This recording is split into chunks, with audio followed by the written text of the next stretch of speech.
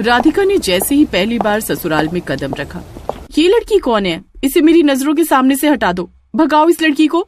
बिना पूछे घर के अंदर चली आई। बहू, ये तो तेरी ननद है। हाँ राधिका, आज के जमाने में भी तुम कद काठी और रंगों में भेदभाव कर रही हो। मुझे काली और बौनी लड़कियां बिल्कुल पसंद नहीं। जैसे इस तरह की लड़कियां देखती हूँ मेरे अंदर कुछ अजीब होने लगता है। हटाओ इसे मेरे सामने से। पागलों वाली बातें मत करो राधिका। उन लोगों की बातें सुनकर गुड़िया की आंखों से आंसू छलक पड़े। उसने कहा, आप लोग मेरी वजह से मत लड़ो, मैं कमरे के अंदर चली जाती हूँ। जब गुड़िया वहां से चली गई तब राधिका ने अपनी आंखें खोली और सुकून की सांस ली। आज राधिका की पहली रसोई की रस्म थी, इसीलिए वो किचन में जाकर खाना बनाने लगी। वहीं दूसरी तरफ, गुड़िया बेटा, ये अवन जाकर अपनी भाभी को दे दे। बोल देना ये तेरी तरफ से उन्हें गिफ्ट है, वो तुझसे खुश हो जाएगी। माँ, आपने देखा था ना, वो जैसे ही मुझे देखती हैं अपनी आंखें बंद कर लेती हैं। मैं उनके पास जाऊंगी तो गुस्सा करने लगेंगी। अरे इसीलिए तो मैंने तुझे अवन दिया है। किसी भी औरत को अगर कोई गिफ्ट मिले तो उसकी नाराजगी दूर हो जाती है। और वैसे भी एक ही घर में रहकर तू कब तक उससे छुप छुप कर रहेगी। माँ के बार बार जिद करने पर गुड़िया किचन में गई। भाभी, ये अवन आपको मेरी तरफ से मुंह दिखाई में गिफ्ट है, ये लीजिए। राधिका ने पीछे पलटकर देखा तो कोई नहीं था। अरे भाभी, नीचे देखो, नीचे। राधिका ने जब अपनी नजरें नीचे की तो देखा छोटी सी काली सी गुड़िया अपने हाथ में अवन लेकर खड़ी थी। उसे देखते ही राधिका की चीख निकल गई और उसने अपनी आंखें जोर से बंद कर ली। तू फिर मेरे सामने आ गई, जल्दी भाग यहाँ से, वरना मैं खाना नहीं बना पाऊंगी। गुड़िया बेचारी अवन वहीं रखकर अपने कमरे में चली गई और रोने लगी। हे भगवान, तूने मुझे न तो लंबाई दी और न ही गोरा रंग दिया। तू मुझे अपने पास ही बुला ले, या फिर तुझे भी बौने और काले लोग पसंद नहीं है। खैर, रात में सुहागरात के वक्त राधिका लैपटॉप लेकर बैठ गई। राधिका, अरे आज हमारी सुहागरात है, ये लैपटॉप लेकर क्यों बैठ गई तुम? देखो, मैं बहुत बड़ी फैशन डिजाइनर बनना चाहती हूँ और मुझे बहुत बड़ा चांस भी मिला है। मैं उस चांस को गंवाना नहीं चाहती। अगर उस कंपनी में मेरा सिलेक्शन हो गया तो महीने के लाखों कमाऊंगी मैं। बस इसीलिए प्रेजेंटेशन तैयार कर रही हूँ। 1 हफ्ते के अंदर मुझे ये प्रेजेंटेशन पेश करना है। हाँ, वो तो मुझे पता ही है। कॉलेज टाइम में तुम फैशन डिजाइनर ही बनना चाहती थी, लेकिन तुम्हारी 4-5 सहेलियां भी तो थीं, वो भी इसमें पार्टिसिपेट कर रही होंगी। हाँ, लेकिन जीतूंगी तो मैं ही। खैर, अगली सुबह राधिका नहा धोकर जैसे ही अपने कमरे से बाहर निकली तो गुड़िया पूजा कर रही थी। भगवान, तूने मुझे आज तक कुछ नहीं दिया, पर जिस नौकरी के लिए मैंने सालों से मेहनत की, कम से कम वो नौकरी मुझे दिला देना, ताकि मैं ज्यादातर अपना वक्त ऑफिस में ही गुजार सकूं। भाभी के सामने मुझे ना रहना पड़े, वरना उन्हें अच्छा नहीं लगेगा। तू फिर से मेरी नजरों के सामने पड़ गई। जल्दी यहाँ से भाग जा और अपने कमरे में जाकर पूजा कर। तुझे देखती हूँ तो मेरा आधा खून जल जाता है। गुड़िया बेचारी चुपचाप उठकर बिना कुछ बोले अपने कमरे में चली गई। ऐसे दिन बीत रहे थे। जितनी बार भी गुड़िया राधिका के सामने पड़ती वो उसे हड़काकर वहां से भगा देती थी। फिर एक रोज उनके घर एक कुरियर आया। गुड़िया, आज के जमाने में चिट्ठी किसने भेजी? माँ, बहुत बड़ी खुशखबरी है। जिस कंपनी में अकाउंटेंट की जॉब के लिए मैं पिछले 3 साल से मेहनत कर रही थी, फाइनली मेरी नौकरी वहां लग गई है। ये उसका ज्वाइनिंग लेटर है माँ। ये तो बड़ी खुशी वाली बात है बेटा। चलो, कम से कम मेरी बेटी की जिंदगी में एक खुशी तो आई। तभी वहां पर विक्रम और राधिका भी आ गए। सबसे ज्यादा खुशी तो मुझे हुई है गुड़िया की नौकरी लगने पर। राधिका के मुंह से ये सुनकर सब चौंक गए। सच भाभी? हाँ, क्योंकि सुबह सुबह तू नौकरी पर निकल जाएगी, दिन भर मेरी नजरों के सामने नहीं रहेगी, फिर मैं मन लगाकर अपने प्रोजेक्ट पर काम कर पाऊंगी। तेरा चेहरा देख लेती हूँ सुबह सुबह तो मेरा किसी काम में मन नहीं लगता। देखो राधिका, मैंने तुमसे लव मैरिज की है, इसका मतलब ये नहीं कि तुम हर वक्त मेरी बहन की बेइज्जती किया करोगी। रहने तो भैया, भाभी को कुछ मत कहो, कल से मैं इन्हें दिखूंगी ही नहीं।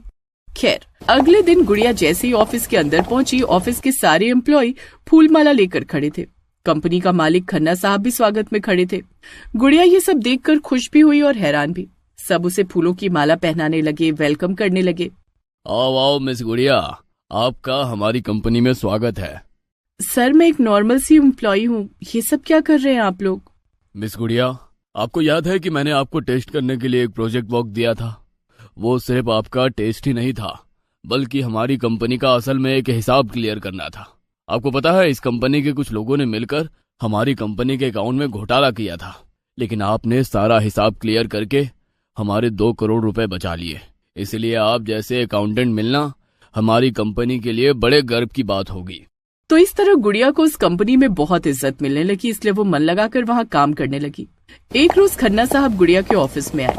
मिस गुड़िया, अगले संडे हमने बहुत बड़ा इवेंट रखा है। जिसमें बड़े बड़े फैशन डिजाइनर अपनी कला का प्रदर्शन करने आ रहे हैं।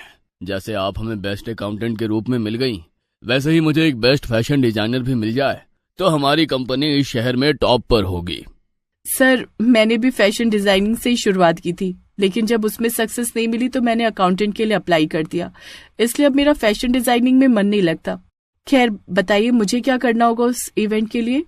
उस इवेंट से पहले कंपनी का सारा हिसाब क्लियर करके मुझे आप कल दोपहर तक दे दीजिए। ठीक है सर, मिल जाएगा। शाम को छुट्टी के बाद गुड़िया, इतनी जल्दी घर जाने से कोई फायदा नहीं, कल दोपहर तक मुझे फाइल कंप्लीट करके देनी है। ऐसा करती हूँ, सामने शॉपिंग मॉल में बैठकर आज ही सारा अकाउंट क्लियर कर देती हूँ ताकि कल का कोई काम ही न रहे। गुड़िया कंपनी के सामने बने शॉपिंग मॉल के अंदर कॉफी शॉप में बैठकर अपने लैपटॉप पर काम करने लगी। तभी उसने देखा कि थोड़ी दूर पर किसी टेबल पर उसकी भाभी राधिका अपनी कुछ सहेलियों के साथ बैठी थी। यार, 2 दिन बाद कंपटीशन होने वाला है, हम सब तो हारने वाले, राधिका ही जीतेगी। क्यों राधिका? ये भी कोई कहने की बात है? मैंने ऐसी प्रेजेंटेशन तैयार की है कि कंपनी वाले हिल जाएंगे। इस पेन ड्राइव में मेरा फ्यूचर है। कहीं भाभी हमारी कंपनी में तो पार्टिसिपेट नहीं करने वाली? अच्छा, तुम लोग जरा यहीं बैठो, मैं वॉशरूम से होकर आती हूँ, तब तक कॉफी वगैरह ऑर्डर कर दो। ठीक है ठीक है। राधिका बाथरूम चली गई। अगर राधिका की प्रेजेंटेशन कंपनी वालों को पसंद आ गई तो ये दिन रात हमारा मजाक उड़ाती रहेगी, जैसे कॉलेज टाइम पर उड़ाती थी। और मुझे पक्का यकीन है कि इस राधिका का प्रेजेंटेशन ही उन लोगों को पसंद आएगा। इसका सिर्फ एक ही उपाय है कि पेन ड्राइव बदल देते हैं। अरे वाह, तू तो बिल्कुल सेम पेन ड्राइव लेकर आई है, जल्दी से बदल दे वरना आ जाएगी वो। उसकी सहेलियों ने राधिका की पेन ड्राइव डस्टबिन में डाल दी और हूबहू वैसी पेन ड्राइव टेबल पर रख दी। इतने में वहां पर राधिका आ गई, लेकिन ये सब गुड़िया ने देख लिया था। भाभी की सहेलियां ही भाभी की कितनी बड़ी दुश्मन है, ये भाभी को नहीं पता। भाभी की सारी मेहनत बर्बाद चली जाएगी, मैं ऐसा होने नहीं दूंगी। उस वक्त तो गुड़िया कुछ नहीं बोली। घर आने के बाद गुड़िया राधिका के कमरे में गई। भाभी, मुझे आपको बहुत जरूरी बात बतानी है। तेरी हिम्मत कैसे हुई मेरे कमरे में आने की? तुझे पता है ना मुझे बौने और काले लोग बिल्कुल पसंद नहीं है। चल भाग जा यहाँ से, मुझे तेरी एक बात नहीं सुननी। गुड़िया बेचारी वहां से लौट आई। भाभी को तो मेरी शक्ल ही पसंद नहीं, अब भाभी को मैं कैसे बचाऊं? भले ही वो मुझसे नफरत करती हैं, पर हैं तो मेरी भाभी। खैर, अगले दिन ऑफिस में गुड़िया ने कंपनी का पूरा अकाउंट क्लियर करके खन्ना साहब को दे दिया। उस दिन वो देर रात तक ऑफिस में काम करती रही, तभी खन्ना साहब उसके पास आए। अरे मिस गुड़िया, सारा काम तो तुमने पहले ही क्लियर कर दिया है, फिर इतनी रात तक काम क्यों कर रही हो? अरे जाओ, घर जाओ, सब लोग जा चुके हैं। हाँ सर, बस जा रही हूँ। तो इस तरह कंपटीशन वाला दिन आ ही गया। एक बड़े से हॉल में बड़े बड़े इन्वेस्टर और बिजनेसमैन बैठे हुए थे। पहले ही उसकी सहेलियों और बाकी लड़कियों ने प्रोजेक्टर पर प्रेजेंटेशन दिखाया, तालियां भी बजी।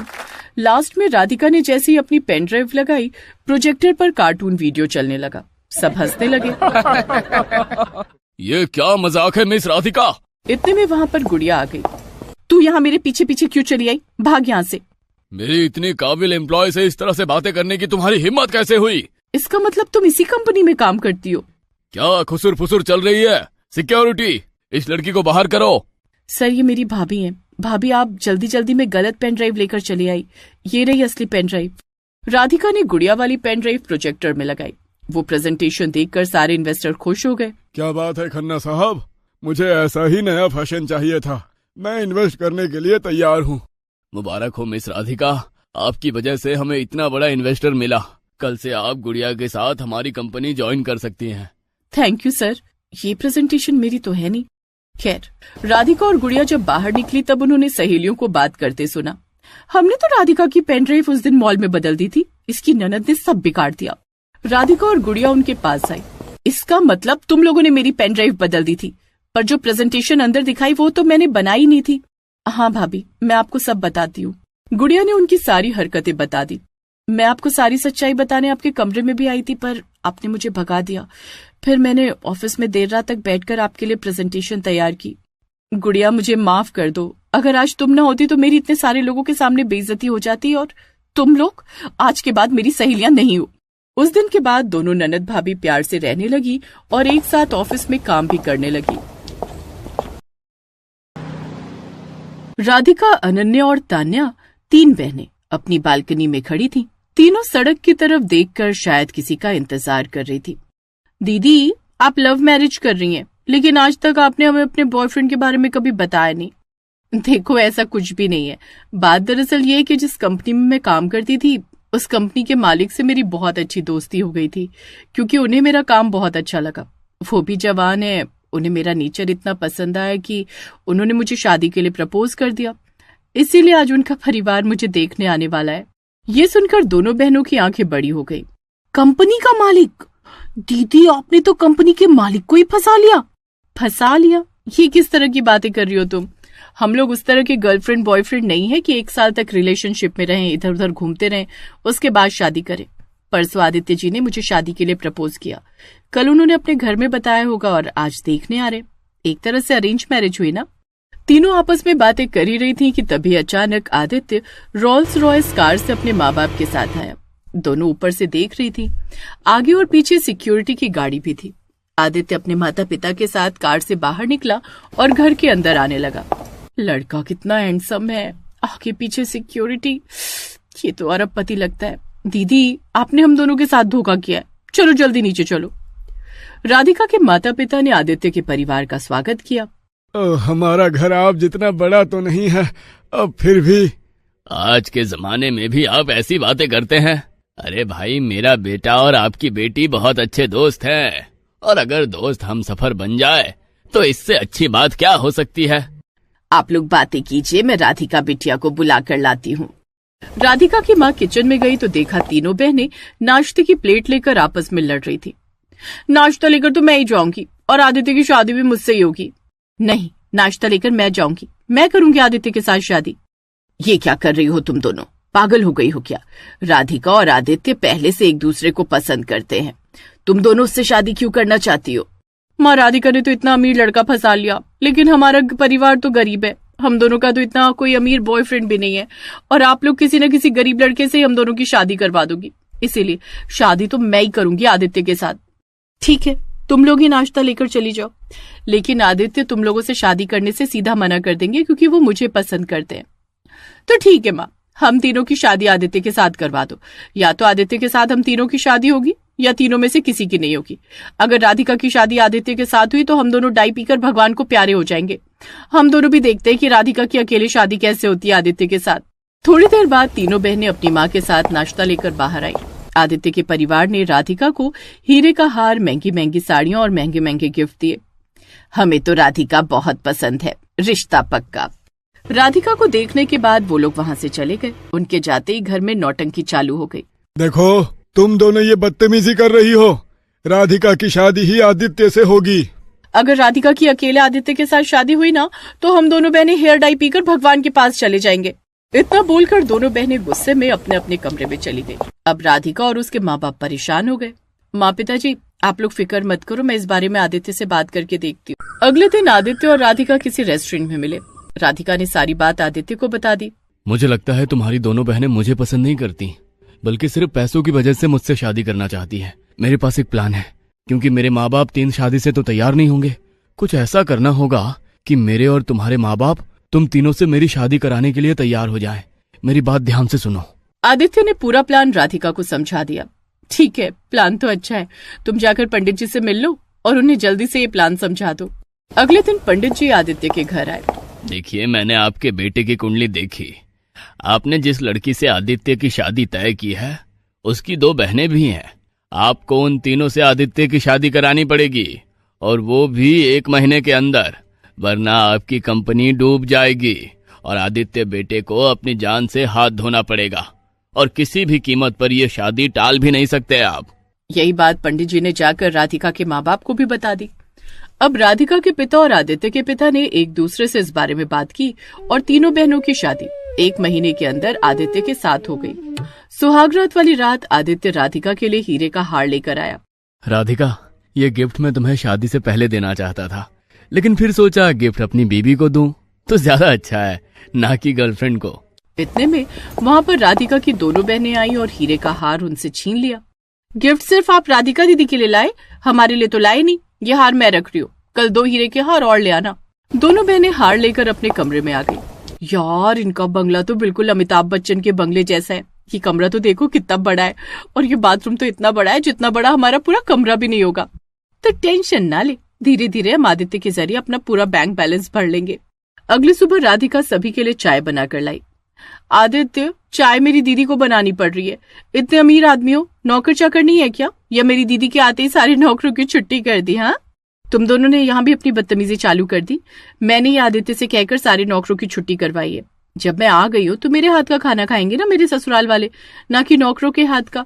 राधिका बहू, तुम अपनी दोनों बहनों से बिल्कुल अलग हो। अगर मेरे बेटे की कुंडली में दोष नहीं होता तो मैं इन दोनों की कभी अपने बेटे के साथ शादी न करती। ऐसे ही दिन बीत रहे थे। तान्या और अनन्या हर वक्त आदित्य से गिफ्ट मांगती रहती थी, तो कभी पैसे मांगती रहती थी।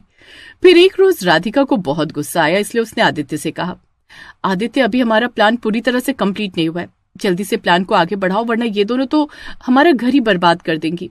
राधिका, मैंने सिर्फ तुमसे शादी करने के लिए इन दोनों से शादी की है, क्योंकि अगर मैं इन दोनों से शादी करने के लिए मना कर देता तो तुमसे भी मेरी शादी नहीं होती। इसलिए मुझे तुम्हारे और अपने दोनों के माँ बाप से झूठ बोलना पड़ा। हाँ, लेकिन अब आगे का प्लान कल तक पूरा कर दीजिए, वरना मैं अपने माँ बाप को सारी सच्चाई बता दूंगी, और सासू माँ और ससुर जी को भी। अगले दिन आदित्य बहुत उदास मन के साथ ऑटो में बैठकर घर लौटा। तान्या और अनन्या परेशान हो गई। वो दोनों आदित्य के पास आई और बोली, क्या हुआ आदित्य, आज तुम ऑटो से क्यों आए हो? जल्दी से हम लोग को 50 लाख रुपए दो, हम दोनों को शॉपिंग पर जाना है। अरे मांगने की क्या जरूरत है बहन, इनकी जेब में हाथ डालो और इनका क्रेडिट कार्ड निकाल लो।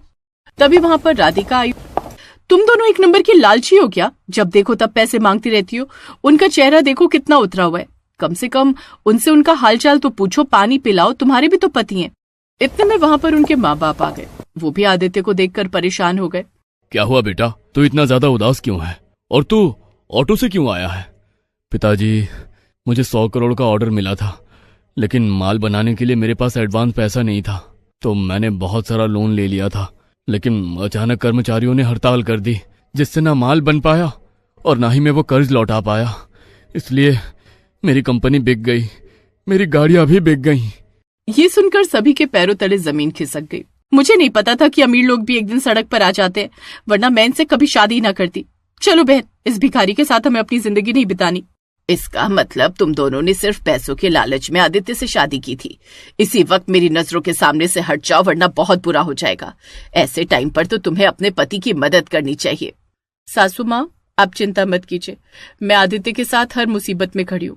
मुझे सिर्फ आदित्य और आप लोगों का प्यार चाहिए, ना कि पैसा। सीखो कुछ अपनी बहन से। मुझे तो कभी कभी लगता है कि तुम दोनों राधिका की सगी बहन हो ही नहीं। तभी आदित्य ने अपने बैग से 2 पेपर निकाले। मुझे पता था कि मेरी कंपनी डूबने की खबर सुनकर सिर्फ राधिका ही मेरा साथ देगी, ना कि तुम दोनों। इसलिए इन तलाक के कागजों पर साइन कर दो, तुम दोनों आजाद हो। ठीक है, कर देते हैं साइन। वैसे भी अब तुम गरीब हो गए हो, तो तुम्हें अपना पति बनाकर क्या ही फायदा। दोनों बहनों ने तलाक के कागजों पर साइन कर दिया और वहां से चली गई। लेकिन उसके माँ बाप परेशान हो गए। बेटा, ये तुमने क्या किया? पता है ना पंडित जी ने क्या कहा था? तुमने इन दोनों को तलाक दे दिया। अब अगर तुझे कुछ हो गया तो? पापा, लगता है आपको अब सारी सच्चाई बतानी ही पड़ेगी, लेकिन मुझे माफ कर देना। दरअसल पंडित जी ने जो भी आपसे कहा, झूठ कहा। आदित्य ने सारी सच्चाई अपने माँ बाप को बता दी। और चिंता की कोई बात नहीं है, हमारी कंपनी तो खूब ग्रो कर रही है। ये सब भी एक नाटक था उन दोनों से पीछा छुड़ाने का। क्या बेटा, हमारी तो हालत ही खराब हो गई थी। मैं सारी बात समधी जी को भी बता देता हूँ, वरना वो परेशान हो जाएंगे। पिताजी, लेकिन इस नाटक के बारे में मेरी बहनों को पता नहीं चलना चाहिए, वरना फिर से वो दोनों कोई ना कोई बखेड़ा खड़ा कर देंगी। फिक्र मत कर बहू, उन दोनों को कुछ पता नहीं चलेगा। मैं समधी जी को सब समझा दूंगा। आदित्य के पिता ने फोन करके सारी कहानी राधिका के पिता को समझा दी। उसके बाद आदित्य और राधिका खुशी खुशी अपनी जिंदगी बिताने लगे।